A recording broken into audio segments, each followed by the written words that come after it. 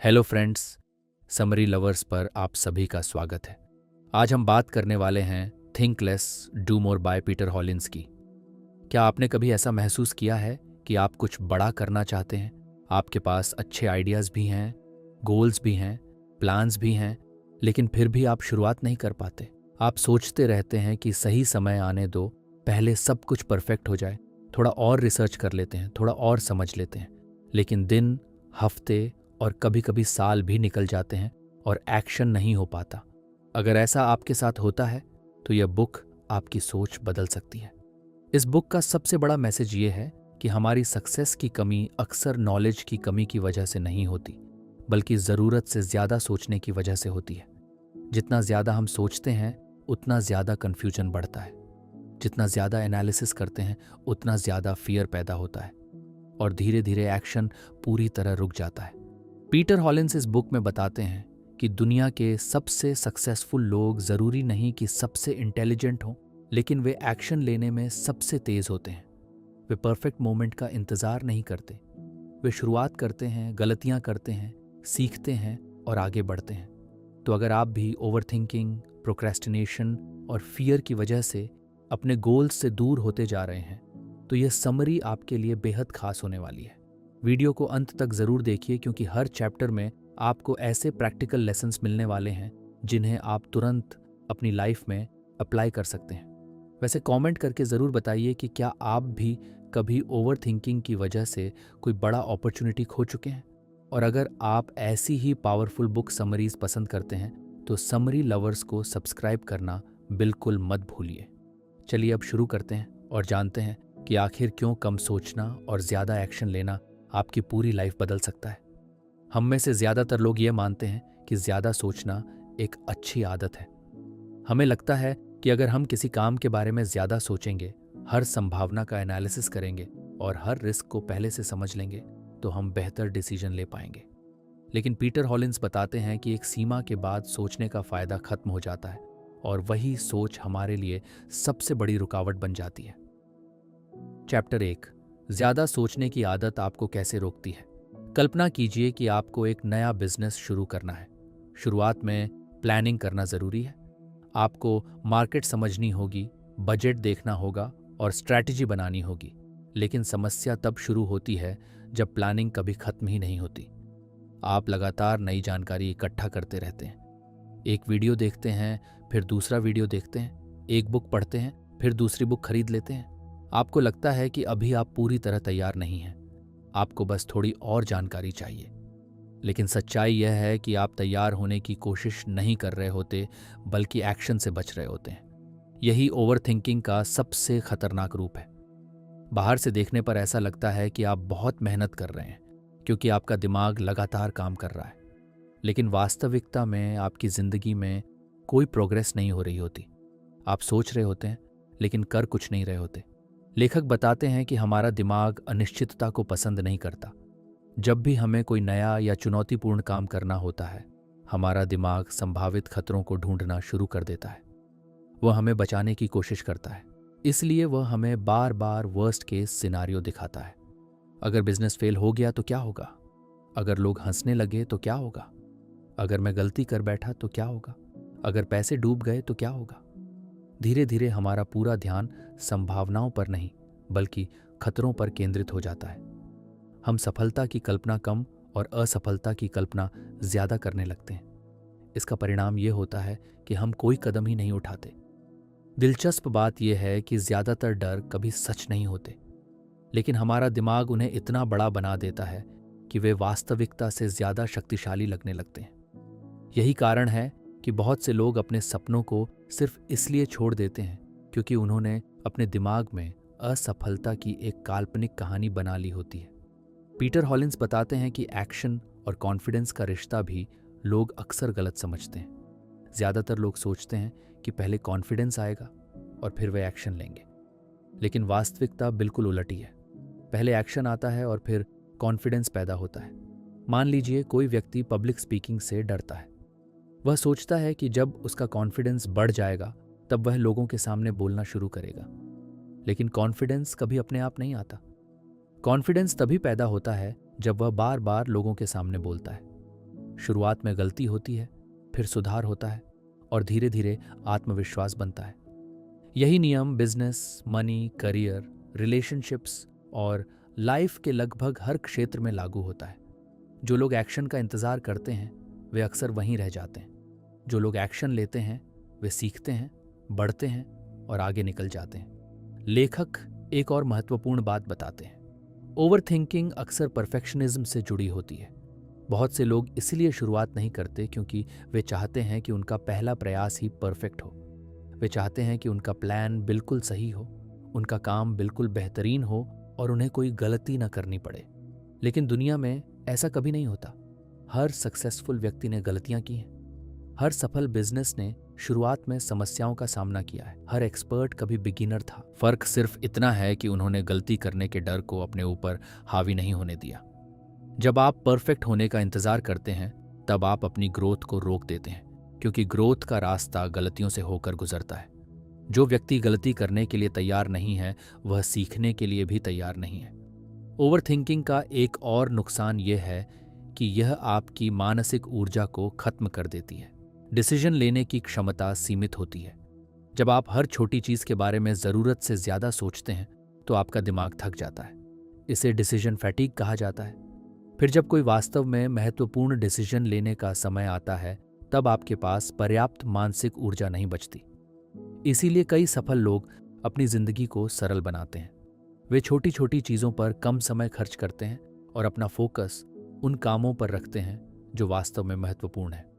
वे जानते हैं कि हर डिसीजन को मास्टरपीस बनाने की जरूरत नहीं होती। पीटर हॉलिंस का कहना है कि एक्शन हमेशा परफेक्ट नहीं होता, लेकिन एक्शन आपको आगे बढ़ाता है। दूसरी तरफ ओवर थिंकिंग चाहे कितनी भी इंटेलिजेंट क्यों ना लगे, अगर वह आपको रोक रही है तो उसका कोई फायदा नहीं है। दिन के अंत में सक्सेस उन लोगों को नहीं मिलती जो सबसे ज्यादा सोचते हैं। सक्सेस उन लोगों को मिलती है जो पर्याप्त सोचने के बाद कदम उठाते हैं। वे जानते हैं कि जिंदगी में हर जवाब पहले से नहीं मिल सकता। कुछ जवाब सिर्फ रास्ते पर चलने के बाद ही मिलते हैं। इस चैप्टर का सबसे बड़ा लेसन यह है कि आपका सबसे बड़ा दुश्मन अक्सर परिस्थितियां नहीं होती, बल्कि वह आवाज होती है जो आपके दिमाग में लगातार कहती रहती है कि अभी सही समय नहीं आया है। सच ये है कि सही समय शायद कभी नहीं आएगा। इसलिए इंतजार करने के बजाय शुरुआत कीजिए, क्योंकि एक्शन हमेशा क्लैरिटी पैदा करता है, जबकि जरूरत से ज्यादा सोच अक्सर सिर्फ कंफ्यूजन पैदा करती है।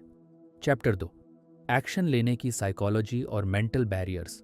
अगर ओवर थिंकिंग हमें रोकती है तो एक महत्वपूर्ण सवाल पैदा होता है कि आखिर कुछ लोग तुरंत एक्शन कैसे ले लेते हैं जबकि कुछ लोग सालों तक सोचते ही रह जाते हैं। क्या उनमें कोई खास टैलेंट होता है? क्या वे हमसे ज्यादा इंटेलिजेंट होते हैं? या फिर उनके पास कोई ऐसा सीक्रेट होता है जो बाकी लोगों को नहीं पता? पीटर हॉलिंस बताते हैं कि इसका जवाब टैलेंट या इंटेलिजेंस में नहीं, बल्कि साइकोलॉजी में छिपा है।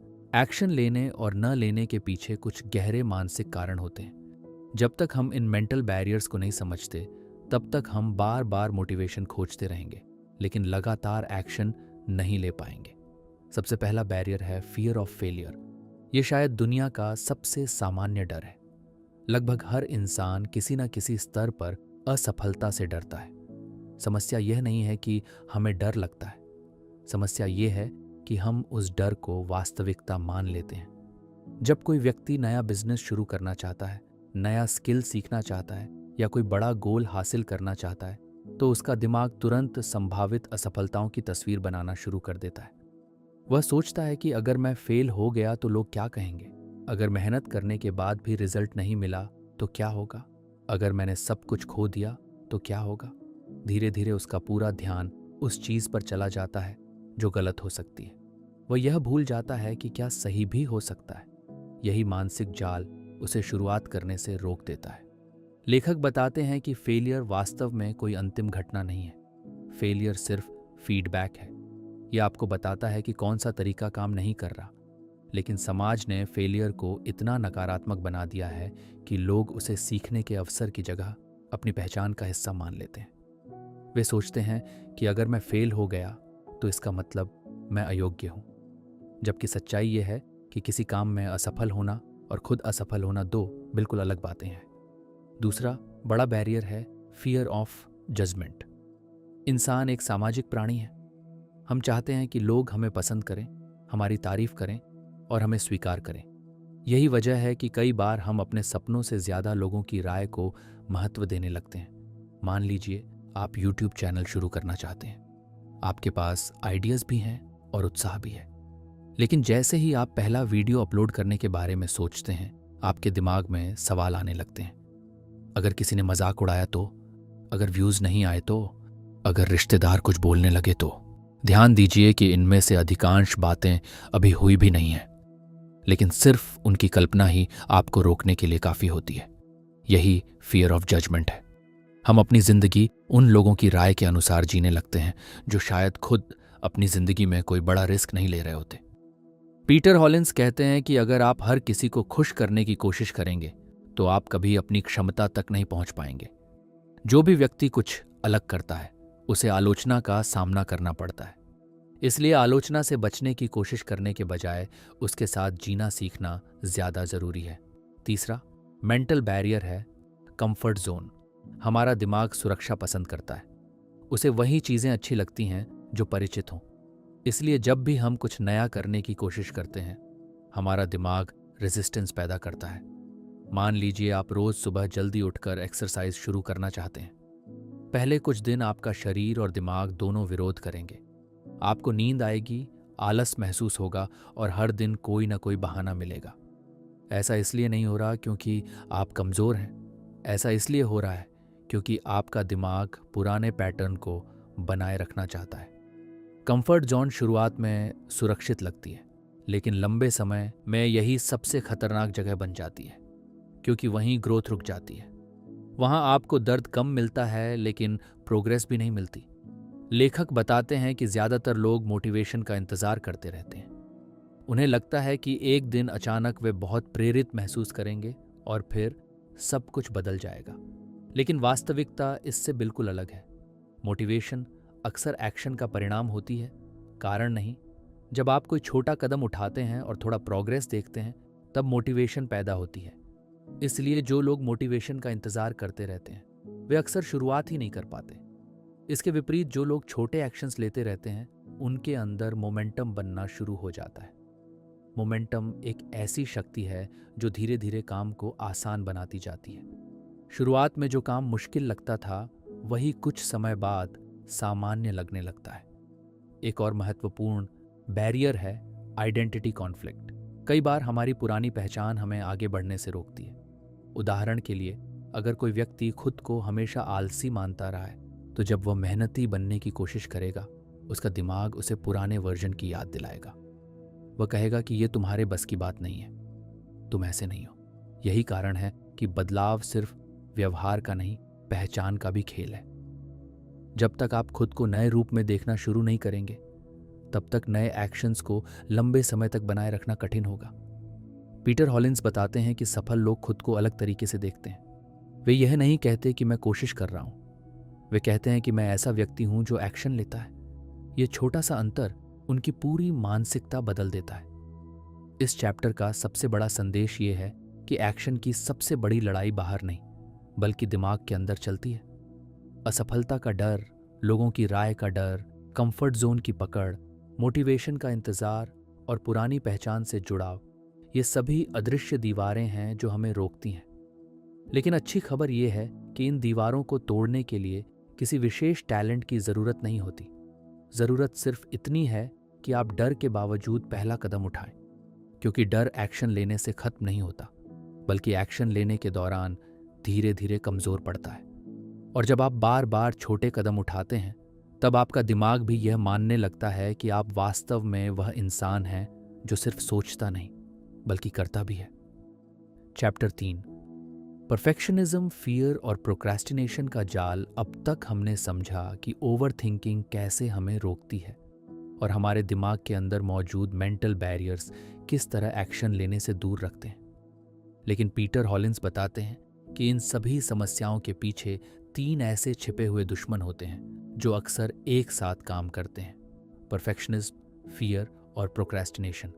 ये तीनों इतने चालाक होते हैं कि ज़्यादातर लोगों को पता भी नहीं चलता कि वे इनके जाल में फंस चुके हैं। अक्सर लोग सोचते हैं कि प्रोक्रेस्टिनेशन यानी काम को टालना आलस की वजह से होता है, लेकिन लेखक कहते हैं कि ज़्यादातर मामलों में प्रोक्रेस्टिनेशन का असली कारण आलस नहीं बल्कि फियर होता है।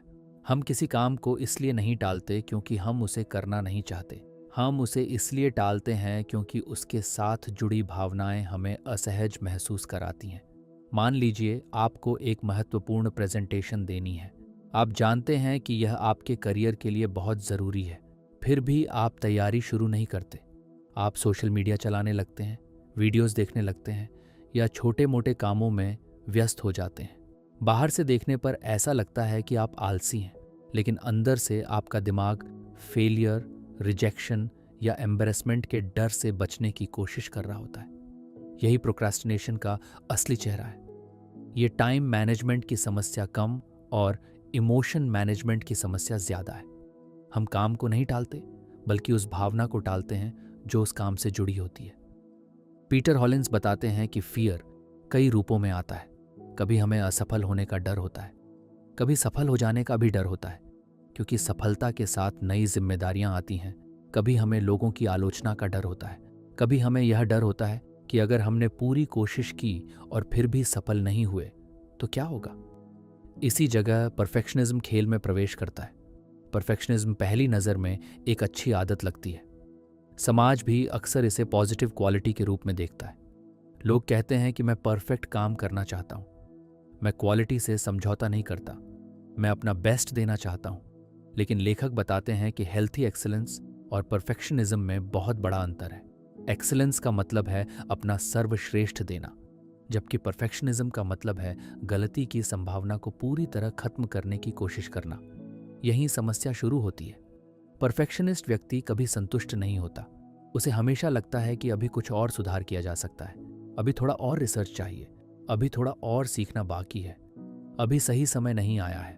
परिणाम ये होता है कि वह शुरुआत ही नहीं कर पाता या फिर किसी काम को पूरा नहीं कर पाता। कल्पना कीजिए कि दो लोग एक YouTube चैनल शुरू करना चाहते हैं। पहला व्यक्ति हर छोटी चीज़ को परफेक्ट बनाना चाहता है।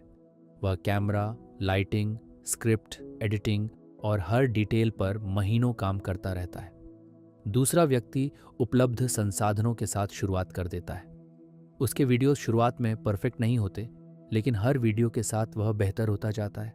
1 साल बाद पहला व्यक्ति अभी भी प्लानिंग कर रहा होता है, जबकि दूसरा व्यक्ति ऑडियंस बना चुका होता है, एक्सपीरियंस हासिल कर चुका होता है और लगातार ग्रो कर रहा होता है। यही एक्शन और परफेक्शनिज्म का अंतर है।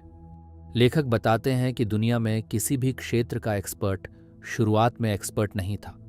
हर सफल व्यक्ति ने खराब शुरुआत की है। हर महान काम एक इम्परफेक्ट फर्स्ट स्टेप से शुरू हुआ है। लेकिन परफेक्शनिस्ट लोग इस सच्चाई को स्वीकार नहीं कर पाते। वे चाहते हैं कि उनका पहला प्रयास ही अंतिम स्तर का हो, और जब ऐसा नहीं होता तो वे निराश हो जाते हैं या शुरुआत ही नहीं करते। इसके बाद फियर और परफेक्शनिज्म मिलकर प्रोक्रेस्टिनेशन को जन्म देते हैं। दिमाग एक कहानी बनाता है। वह कहता है कि अभी तैयार नहीं हो, थोड़ा और सीख लो, थोड़ा और इंतज़ार कर लो, अगले हफ्ते शुरू करेंगे, अगले महीने शुरू करेंगे, नए साल से शुरू करेंगे। धीरे धीरे ये आदत बन जाती है। सबसे दुखद बात यह है कि व्यक्ति खुद को यह विश्वास दिला देता है कि वह वास्तव में प्रोग्रेस कर रहा है। उसे लगता है कि वह तैयारी कर रहा है, लेकिन वास्तव में वह सिर्फ शुरुआत से बच रहा होता है। पीटर हॉलिन्स कहते हैं कि प्रोक्रेस्टिनेशन का सबसे बड़ा नुकसान सिर्फ समय का नुकसान नहीं है, इसका सबसे बड़ा नुकसान आत्मविश्वास का नुकसान है। हर बार जब आप खुद से कोई वादा करते हैं और उसे पूरा नहीं करते, तो आपका दिमाग आपके ऊपर भरोसा कम करने लगता है। आप कहते हैं कि कल से शुरू करूंगा, लेकिन नहीं करते। फिर कहते हैं अगले सोमवार से शुरू करूंगा, फिर नहीं करते। धीरे धीरे आपके शब्दों की कीमत आपके अपने दिमाग में कम हो जाती है। यही कारण है कि कई लोग खुद पर विश्वास खो देते हैं। समस्या उनकी क्षमता में नहीं होती। समस्या ये होती है कि उन्होंने इतने अधूरे वादे किए होते हैं कि उनका दिमाग अब उनकी बात पर भरोसा करना छोड़ देता है। लेखक एक बेहद महत्वपूर्ण समाधान भी बताते हैं। वे कहते हैं कि बड़े गोल्स पर फोकस करने के बजाय छोटे एक्शंस पर फोकस कीजिए। जब आप किसी बड़े गोल को देखते हैं तो वह डरावना लगता है, लेकिन जब आप सिर्फ अगले छोटे कदम पर ध्यान देते हैं तो रेजिस्टेंस कम हो जाती है। अगर आपको बुक लिखनी है तो पूरी बुक के बारे में मत सोचिए, सिर्फ एक पेज लिखिए। अगर आपको फिटनेस शुरू करनी है तो 1 साल की ट्रांसफॉर्मेशन के बारे में मत सोचिए, सिर्फ आज की वर्कआउट सेशन पूरी कीजिए। अगर आपको बिजनेस शुरू करना है तो पूरे बिजनेस एम्पायर की कल्पना मत कीजिए, सिर्फ पहला कस्टमर खोजने पर ध्यान दीजिए। छोटे एक्शंस दिमाग को सुरक्षित महसूस कराते हैं, और जब छोटे एक्शंस लगातार दोहराए जाते हैं तो वे बड़े रिजल्ट्स में बदल जाते हैं।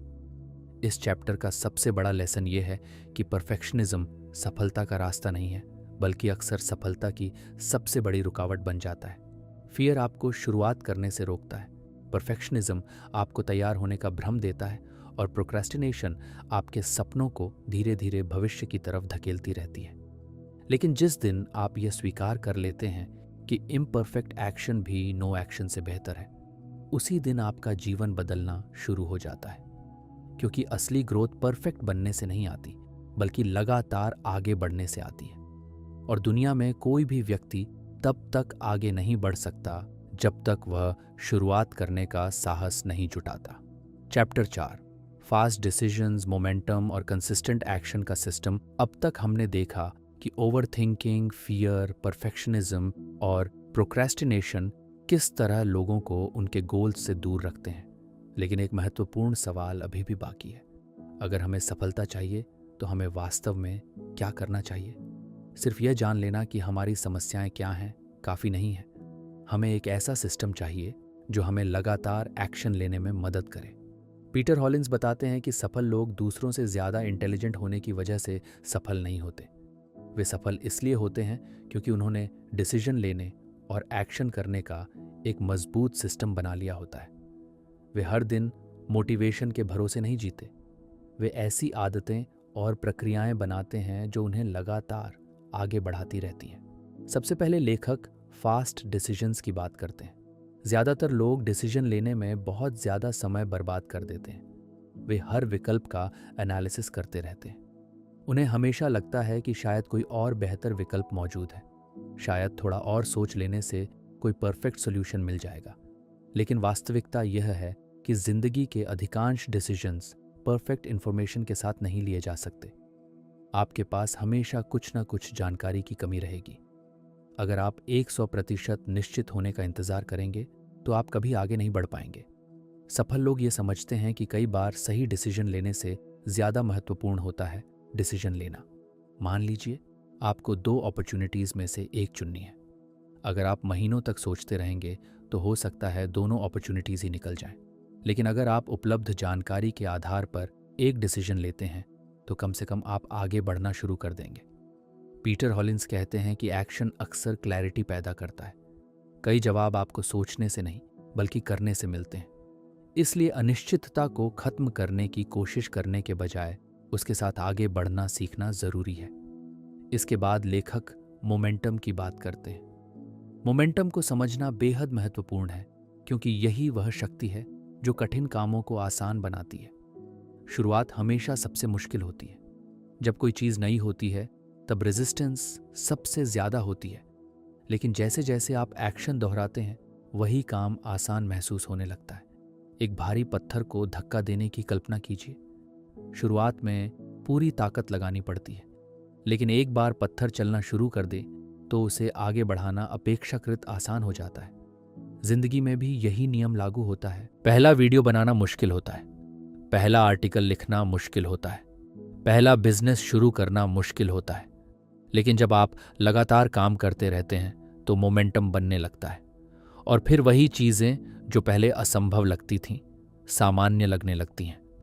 यही कारण है कि लेखक छोटे छोटे एक्शंस की शक्ति पर जोर देते हैं।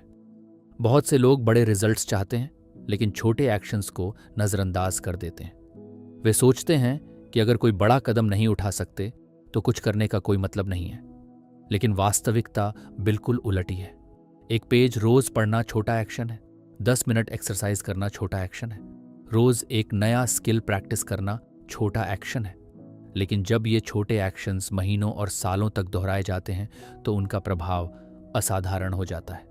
लेखक बताते हैं कि कंसिस्टेंसी अक्सर इंटेंसिटी से ज़्यादा शक्तिशाली होती है। कई लोग एक दिन में 10 घंटे काम कर लेते हैं और फिर अगले कई दिनों तक कुछ नहीं करते। दूसरी तरफ कुछ लोग रोज 1 या 2 घंटे लगातार काम करते हैं। लंबे समय में दूसरा व्यक्ति अक्सर ज़्यादा सफल होता है क्योंकि उसने कंसिस्टेंसी बनाए रखी होती है। यही कारण है कि सक्सेस कोई एक बड़ी घटना नहीं होती, यह हजारों छोटे डिसीजंस और छोटे एक्शंस का परिणाम होती है। पीटर हॉलिन्स एक और महत्वपूर्ण सिद्धांत बताते हैं जिसे एक्शन बायस कहा जा सकता है। इसका मतलब है कि जब भी आप किसी समस्या का सामना करें तो सिर्फ सोचने के बजाय कुछ करने की आदत विकसित करें। मान लीजिए आपका बिजनेस ग्रो नहीं कर रहा। कई लोग महीनों तक कारणों का एनालिसिस करते रहेंगे, लेकिन एक्शन ओरिएंटेड व्यक्ति तुरंत छोटे एक्सपेरिमेंट्स शुरू करेगा। वह नए आइडियाज टेस्ट करेगा, फीडबैक लेगा और सीखना शुरू करेगा। वह जानता है कि वास्तविक दुनिया सबसे अच्छी टीचर है। लेखक यह भी बताते हैं कि एनवायरनमेंट का हमारे एक्शंस पर बहुत गहरा प्रभाव पड़ता है। अक्सर लोग विल पावर को सक्सेस का मुख्य कारण मानते हैं, लेकिन विल पावर सीमित होती है। अगर आपका एनवायरनमेंट गलत है तो सिर्फ विल पावर के सहारे लंबे समय तक कंसिस्टेंट रहना बहुत कठिन होगा। उदाहरण के लिए, अगर आप फोकस करना चाहते हैं लेकिन आपका फ़ोन हर 5 मिनट में नोटिफिकेशन भेज रहा है तो आपका दिमाग बार बार डिस्ट्रैक्ट होगा। अगर आप हेल्थी खाना चाहते हैं लेकिन आपके आसपास हर समय जंक फूड मौजूद है तो प्रलोभन बढ़ जाएगा। इसलिए सफल लोग सिर्फ खुद को बदलने की कोशिश नहीं करते, वे अपने एनवायरनमेंट को भी बदलते हैं। वे ऐसी परिस्थितियां बनाते हैं जहां सही एक्शन लेना आसान और गलत एक्शन लेना कठिन हो जाए। इसके अलावा लेखक अकाउंटेबिलिटी की शक्ति पर भी जोर देते हैं। जब आप सिर्फ खुद से वादा करते हैं तो कई बार उसे तोड़ना आसान होता है, लेकिन जब आप किसी दूसरे व्यक्ति को अपने गोल के बारे में बताते हैं या अपनी प्रोग्रेस रिपोर्ट करते हैं तो जिम्मेदारी बढ़ जाती है। यही वजह है कि कोचेस, मेंटर्स और अकाउंटेबिलिटी पार्टनर्स कई लोगों की सफलता में महत्वपूर्ण भूमिका निभाते हैं। लेकिन इस पूरे चैप्टर का सबसे महत्वपूर्ण विचार यह है कि एक्शन को इवेंट नहीं, सिस्टम बनाना चाहिए। ज़्यादातर लोग तब एक्शन लेते हैं जब उनका मूड अच्छा होता है, जब मोटिवेशन आती है तब वे काम करते हैं। लेकिन सफल लोग मूड का इंतज़ार नहीं करते, वे सिस्टम का पालन करते हैं। अगर लिखना है तो रोज़ लिखते हैं, अगर एक्सरसाइज करनी है तो तय समय पर करते हैं, अगर बिजनेस बनाना है तो नियमित रूप से उस पर काम करते हैं। उनकी सफलता किसी एक शानदार दिन का परिणाम नहीं होती, बल्कि हजारों साधारण दिनों का परिणाम होती है जिनमें उन्होंने अपना सिस्टम फॉलो किया होता है। इस चैप्टर का सबसे बड़ा लेसन ये है कि सफलता का रहस्य किसी जादुई स्ट्रैटेजी में नहीं छिपा है। सफलता फास्ट डिसीजंस, लगातार मोमेंटम और कंसिस्टेंट एक्शन के मजबूत सिस्टम से पैदा होती है। जब आप छोटी छोटी जीतों को जमा करना शुरू करते हैं, जब आप सोचने से ज़्यादा करने पर ध्यान देते हैं और जब आप मोटिवेशन के बजाय सिस्टम पर भरोसा करना सीख जाते हैं, तब धीरे धीरे आपका पूरा जीवन बदलना शुरू हो जाता है। क्योंकि अंत में जीत उसी की होती है जो रुक रुक कर नहीं, बल्कि लगातार आगे बढ़ता रहता है। Chapter 5, think less do more mindset को जीवन का हिस्सा कैसे बनाएं। अब तक हमने समझा कि ओवरथिंकिंग कैसे हमारी प्रगति को रोकती है, फियर और मेंटल बैरियर्स किस तरह एक्शन लेने से दूर रखते हैं, परफेक्शनिज्म और प्रोक्रेस्टिनेशन कैसे हमारे सपनों को लगातार भविष्य की ओर धकेलते रहते हैं, और फास्ट डिसीजंस तथा कंसिस्टेंट एक्शन का सिस्टम किस तरह सफलता की नींव बनता है। लेकिन इस पूरी बुक का सबसे महत्वपूर्ण प्रश्न अभी बाकी है।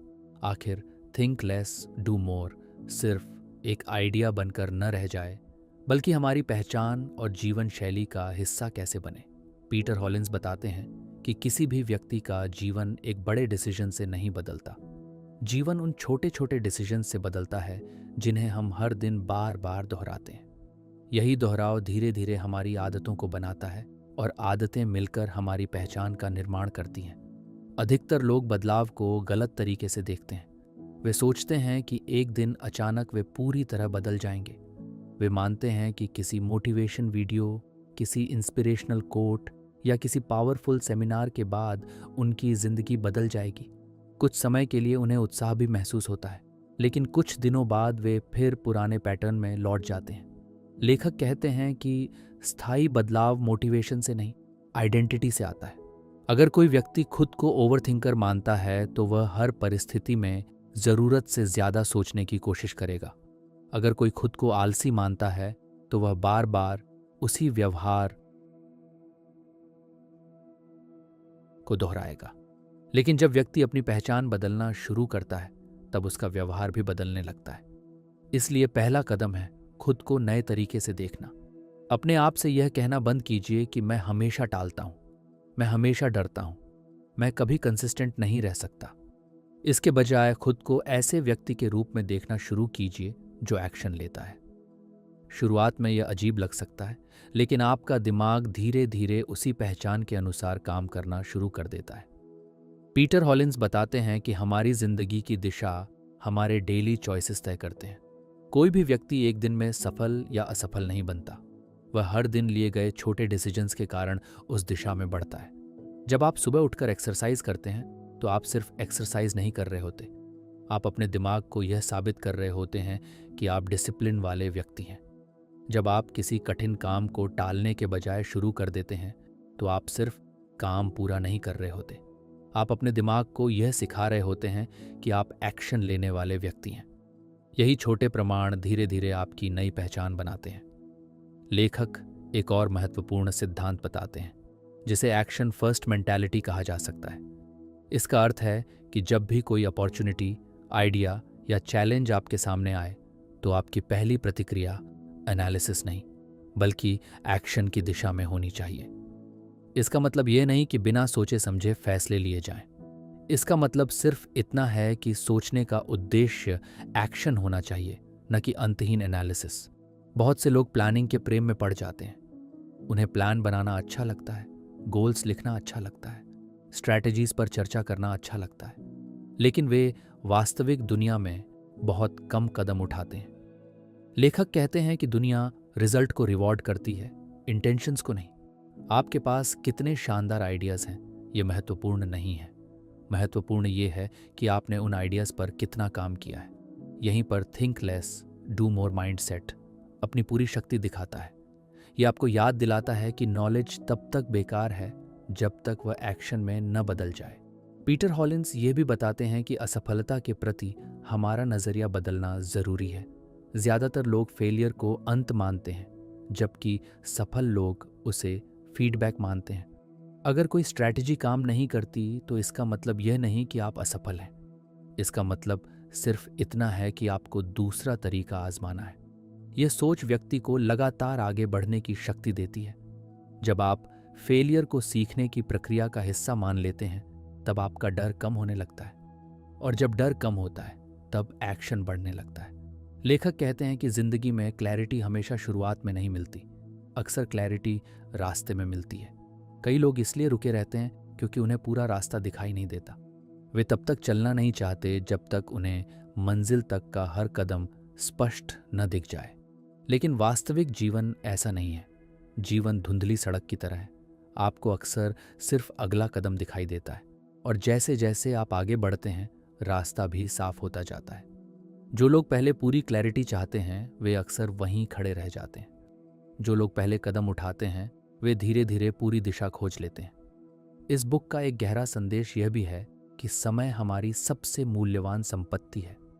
पैसा खोकर वापस कमाया जा सकता है, स्किल्स दोबारा सीखी जा सकती हैं, अपॉर्चुनिटीज भी कई बार लौट सकती हैं, लेकिन समय कभी वापस नहीं आता।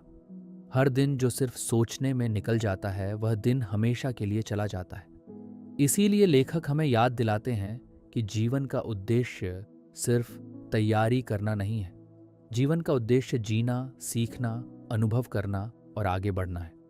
अगर आप हमेशा सही समय का इंतजार करेंगे तो शायद पूरा जीवन इंतजार में ही निकल जाएगा, क्योंकि सही समय कोई तारीख नहीं है।